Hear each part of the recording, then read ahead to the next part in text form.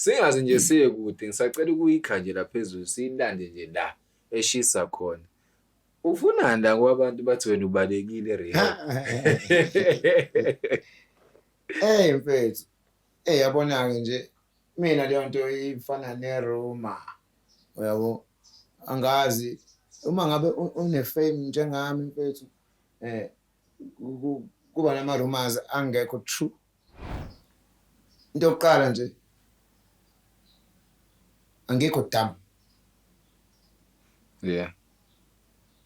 Okay. Bengingekho dumb. I was only a drug addict. Yabo. So sibuze nawe mfethu. Ngafike ngifuna usizo umhlaba wonke lo. Ngifuna usizo umhlaba wonke.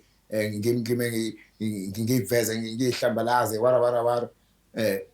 Uma sengilitholile usizo and then ngalibalekela. Now we think about it. Neminyaka mina sebenzisa i-drug addicts. For years sebenzisa i-drug. So bese ngasadingi leyo nto empilweni yami cause bese ngiphazamise into eziningi nani benibona. Kahle hle nade ngikhona. It's not really a rehab. Yes. Isonto leliyana mfethu. Yabo? Yes. Isonto leliyana. Rehab there's a medical procedure. Yabo? Yes. Mina I'm a heroin addict. Ngikhuluma ngensango mfethu la.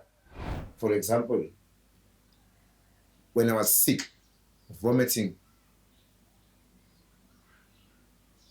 shitting myself out, ngakwazi ukulala, paining back, lunesisu. Bebengithandazela mfethu yabo. Yabo, ngikhuluma into physical. Yeah. Ni 100% sure ngap misa noma eliphi iphara ngakini. Amaphara gcwele South Africa yonke. Ufuna ukupheka lento phumele ngaphandle. Umisa noma iphara ngakini. Ulibuza ukuthi umthandazo ungawuqeda yini wa-roster. Ulizwe uzokutshela ukuthini. Ngiyathandaza ngisho ukuthi angizwani nomthandazo. But umthandazo ngo-6 ekseni siyasonta 2 hours ngishawa a-roster. U-8 yasonta kashunyayela 2 hours ngishawa a-roster. U-10 kuyasonta 2 hours ngishawa a-roster. U-3 ngishawa a-roster. U-6 u-8 wasebusuku the whole day.